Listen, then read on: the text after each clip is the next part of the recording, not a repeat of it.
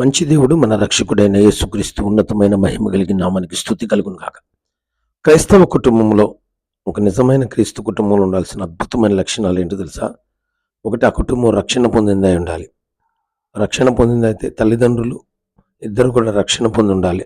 అప్పుడు ఆ కుటుంబం క్రైస్తవ కుటుంబం అని పిలువబడింది. రక్షణ పొందిన ఆ కుటుంబంలో ఉదయము మరియు సాయంత్రం కుటుంబ ప్రార్థన ఉండాలి. అపోస్తుల కార్యములు 10వ అధ్యాయం 2వ వచనంలో కొర్నేలింట్లో కుటుంబ ప్రార్థన ఉంది. అలాంటి కుటుంబ ప్రార్థన మనం ఎప్పుడైతే కలిగి ఉంటామో మన జీవితాలు, మన కుటుంబం దీవించబడింది. రెండోది, మన కుటుంబంలో క్షమాపణ అనేది ముందు కనపడాలి. ఒకరినొకరు క్షమించాలి, ఇతరులను క్షమించాలి. ఇతరులను క్షమిస్తే ఆశీర్వాదం అని చెప్పాలి. ఎందుకంటే మన తండ్రి అయిన యేసుక్రీస్తు మన పాపాలను క్షమించాడు. మన పాపాలను, మన అవిధేయతలను సిలువలో క్షమించాడు కాబట్టి మనం ఈరోజు బ్రతికున్నాం. రెండోది క్షమాపణ అయితే, మూడోది ప్రేమ కలిగి ఉండాలి. ప్రేమ వల్లనే మనం దేవుని పిల్లలమని చుట్టుపక్కల వాళ్ళకి తెలుస్తుంది. దైవిక ప్రేమ మనలో ఉండాలి, మన పిల్లల్లో ఉండాలి. ఇంట్లో ప్రతి ఒక్కరిలో ప్రేమ నేర్చుకోవాలి.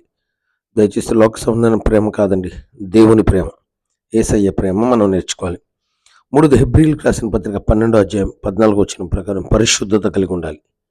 పరిశుద్ధత ఏ ఇంట్లో ఉంటుందో ఆ ఇల్లు క్రైస్తవ కుటుంబంగా, క్రీస్తు కుటుంబంగా ఉంటుంది. మరి క్రైస్తవ కుటుంబం అంటే దాని అర్థమే పరిశుద్ధత. పరిశుద్ధత ఉందా? మర్చిపోవద్దు. రక్షణ పొందాలి, కుటుంబ ప్రార్థన ఉండాలి, క్షమాపణ ఉండాలి, ప్రేమ ఉండాలి, పరిశుద్ధత ఉండాలి.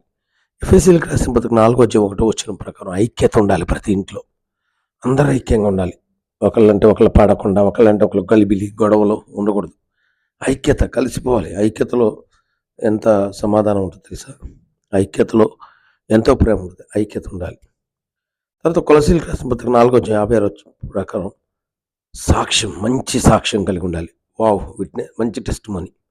పలానా వాళ్ళు మంచివాళ్ళు, పలానా పిల్ల మంచిది, పలానా ఆయన కూతురు చాలా మంచిదండి, పలానా ఆయన కొడుకు నిప్పు లాంటోడు చాలా మంచివాడు, పలానా వ్యక్తి యొక్క భార్య వాళ్ళు దేవుని మందిరానికి వెళ్తారు అని మన జీవితమే యేసుక్రీస్తును చూపించే 5వ సువార్తగా ఉండాలి.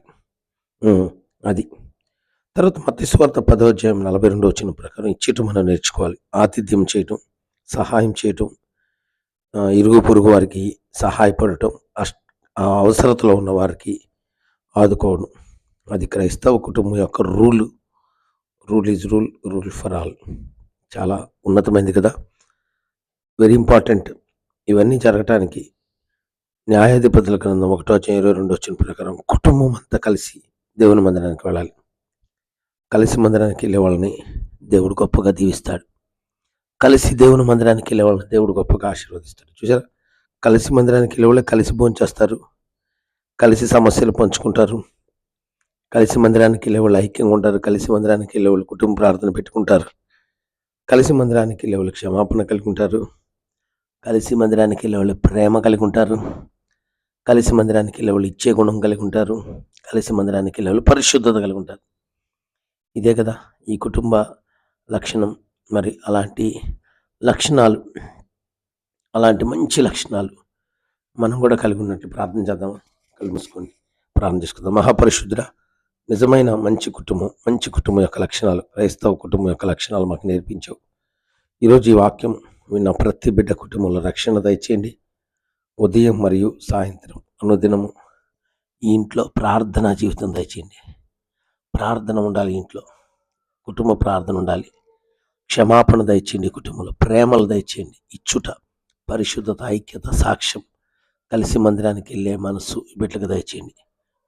పరిశుద్ధత లేకుండా ప్రభువును చూడలేరు. పరిశుద్ధత దయచేసి వీడిని ఆశీర్వదించమని యేసయ్య నామములో ప్రార్థిస్తున్నాను తండ్రి, ఆమేన్. ఈ యొక్క వాక్యాన్ని అందరికీ షేర్ చేయండి, సబ్స్క్రైబ్ చేసుకోండి, లైక్ చేయండి.